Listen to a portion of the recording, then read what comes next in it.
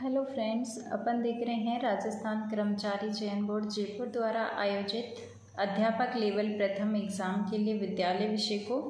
और इसी कड़ी में हम इंग्लिश सब्जेक्ट के अंदर आर्टिकल वाले टॉपिक को कंप्लीट पढ़ चुके हैं। अगर आपने अभी तक इसकी क्लासेस नहीं देखी हैं तो आप चैनल पर प्लेलिस्ट में जाकर इसकी क्लासेस को देख सकते हैं और अपने इस टॉपिक को कंप्लीट कर सकते हो। अभी हम टेंस वाले टॉपिक में पढ़ रहे हैं और टेंस वाले टॉपिक में हमने प्रेजेंट टेंस को कंप्लीट कर लिया है और पास्ट टेंस का आज हम पास्ट परफेक्ट कंटिन्यूअस टेंस की स्टडी करेंगे। तो चलिए फ्रेंड्स, शुरू कर लेते हैं अपनी आज की क्लास। बाकी के टॉपिक हम बहुत ही जल्द पूरे कर देंगे, ठीक है फ्रेंड्स। तो पढ़ते रहिए और आगे बढ़ते रहिए। Past perfect continuous tense. Past tense जो है वो आप जानते हैं कि बीते हुए काल के अंदर जो भी कार्य होते हैं उन सब को हम पास्ट टेंस में रखते हैं।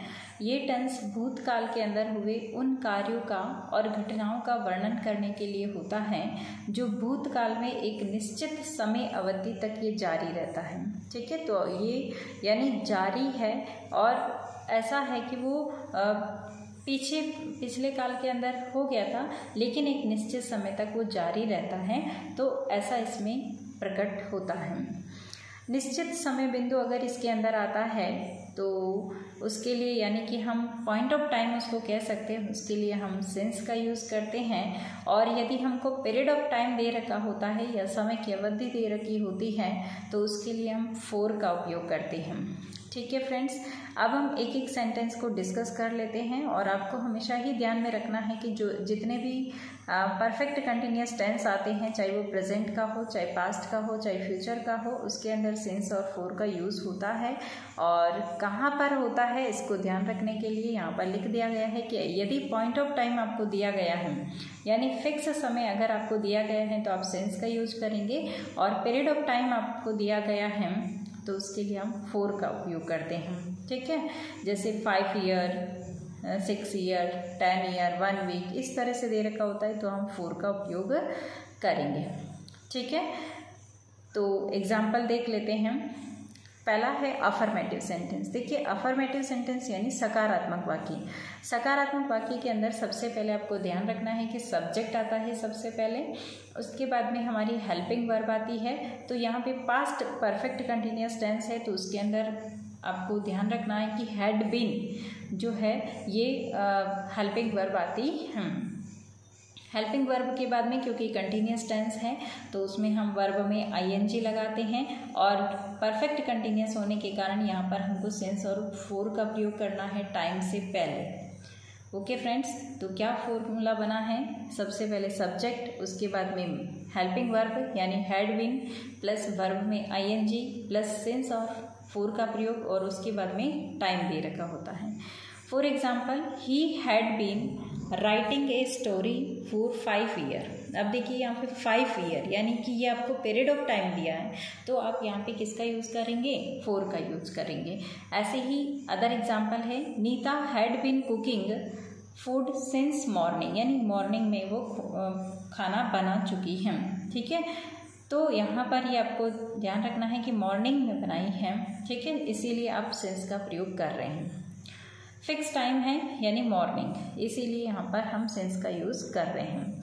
हेल्पिंग वर्ब हैड बीन लगा है, सब्जेक्ट नीता है और उसके बाद में वर्ब मेन वर्ब जो है उसके अंदर आईएनजी लगा है, ठीक है। उसके बाद में जो भी ऑब्जेक्ट है वो आपको लिखना है और देन समय का यानी टाइम का लिख देना है सिंस और फॉर लगा करके, ठीक है। ऐसे ही जब हम नेगेटिव सेंटेंस बनाते हैं तो आपको पता है कि मेन वर्ब और जो हेल्पिंग वर्ब होती है उन दोनों के बीच में नोट आता है, लेकिन यहाँ पर आपको पता है कि जो हेल्पिंग वर्ब है वो हैड बीन होता है, हैड बीन है हेल्पिंग वर्ब। तो यहाँ पर हमको नोट जोड़ते वक्त ध्यान रखना है कि हैड और बीन दोनों के बीच में आपको नोट को जोड़ना है।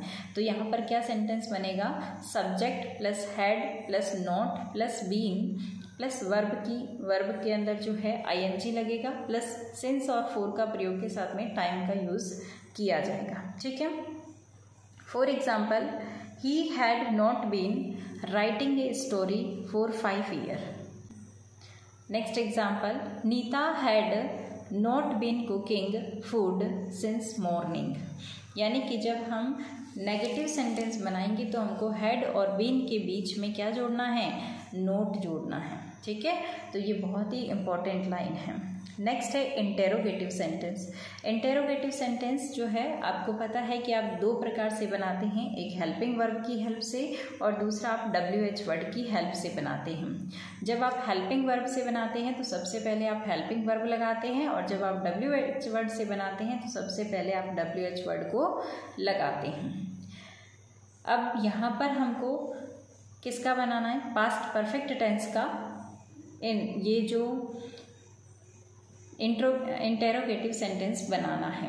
ठीक है, बाय हेल्पिंग वर्ब। तो सबसे पहले आपको हेल्पिंग वर्ब लगानी है और हमको पता है हमारा हेल्पिंग वर्ब हैड बीन होता है, तो आपको ये ध्यान रखना है कि केवल हैड को ही आगे लाना है, बाकी बीन जहाँ है उसको वहीं रहने दो। तो हैड को आगे ले आए, फिर सब्जेक्ट आता है, उसके बाद में बीन प्लस वर्ब की ING और ऑब्जेक्ट और देन सिंस और फोर के प्रयोग के साथ में आपको टाइम को लिखना है। और चूंकि ये सेंटेंस आप इंटेरोगेटिव बना रहे हैं तो आपको ये ध्यान रखना है कि लास्ट में आपको क्वेश्चन मार्क चिन्ह अवश्य लगाना है। ठीक है, for example had he been writing a story for 5 year. ठीक है, सबसे पहले हैड आ गया, उसके बाद में सब्जेक्ट, फिर बीन, फिर वर्ब में ING, उसके बाद में आ जाएगा जो भी आपका ऑब्जेक्ट है वो, और सिंस और फोर का प्रयोग। और यहाँ पे क्योंकि पीरियड ऑफ टाइम दिया हुआ है तो हमने 4 लगा दिया और 5 ईयर। नेक्स्ट एग्जाम्पल है had Nita been cooking food since morning. ठीक है, केवल हमने हैड को आगे कर दिया तो नीता वाला जो सेंटेंस था उसका ये क्या बन जाता है, इंटेरोगेटिव सेंटेंस बन जाता है। ओके फ्रेंड्स, नेक्स्ट अब हम बनाते हैं WH वर्ड से इंटेरोगेटिव सेंटेंस। जब आप WH वर्ड से इंटेरोगेटिव सेंटेंस बनाते हैं तो सबसे पहले आपको WH वर्ड लगा देना है और WH वर्ड के बाद में जो आप ये हेल्पिंग वर्ब वाला जैसा सेंटेंस बनाते हैं उसको पूरा की पूरा आपको वैसा की वैसा रख देना है। आगे WH वर्ड लगा देना है, फिर हैड ऐसा कैसा आ गया, फिर सब्जेक्ट, फिर बीन। ठीक है, सब्जेक्ट बीन प्लस वर्ब में ING प्लस सिंस और फोर का प्रयोग और साथ में टाइम आता है। ओके फ्रेंड्स, तो ये बाय WH वर्ड के द्वारा इंटेरोगेटिव सेंटेंस बनाया गया है। For example why had he not been writing a story for 2 years। Why had he not been writing a story for 2 years? Okay, तो इस तरह से आपको ध्यान रखना है। नेक्स्ट एग्जाम्पल है Why had Nita been cooking food since morning. तो आपको WH वर्ड से इसी तरह से बनाना है। ओके फ्रेंड्स, नेक्स्ट है कुछ रूल है जिनको आपको फॉलो करना है और ध्यान में रखना है ताकि आप इसके क्वेश्चंस जो है वो सही कर सकें। देखिए फ्रेंड्स, जितने भी आप ये जो फॉर्मूला स्ट्रक्चर पढ़ते हैं उनको आपको ज़रूर ध्यान में रखना है। जितने जो टेंस हमने पढ़े हैं उन सब के रूल्स आपको ध्यान में रखने हैं ताकि आप एरर वाले क्वेश्चन आए तो आप उसमें से एरर को कुछ खोज सके और क्वेश्चन में क्या भरना होता है ऐसे भी फिल इन द ब्लैंक्स वगैरह भी बना दिए जाते हैं तो उसको भी आप फिल कर सको। फर्स्ट रूल इसमें है कि जब आप पॉजिटिव सेंटेंस बनाते हैं यानी अफर्मेटिव सेंटेंस बनाते हैं तो उसमें सब्जेक्ट के बाद में आपको हैड बीन का प्रयोग करना है और उसमें वर्ब की फर्स्ट फॉर्म के साथ में ING आता है। ओके, तो ये आपको इसमें टेंस में ध्यान रखना है। और दूसरा आपको ये ध्यान रखना है कि जो नेगेटिव सेंटेंस होता है उसमें आपको हैड और बीन दोनों के बीच में आपको नोट को जोड़ना है। हैड और बीन दोनों के बीच में आपको नोट को कनेक्ट करना है। ठीक है, उसके बाद में वर्ब, मेन वर्ब और उसमें ING, फिर ऑब्जेक्ट, फिर सिंस और फोर का प्रयोग, देन उसके बाद में टाइम। ओके फ्रेंड्स, तो इसी रूल्स के साथ में हमारा आज का क्लास कंप्लीट हो गया है फ्रेंड्स। तो आज की क्लास में हमने पास्ट परफेक्ट कंटिन्यूअस टेंस को डिस्कस कर लिया। नेक्स्ट क्लास में हम फ्यूचर टेंस जो है उसको स्टार्ट करेंगे। तो मिलते हैं फ्रेंड्स नेक्स्ट क्लास में, तब तक के लिए thanks for watching this video. जय हिंद, वंदे मातरम।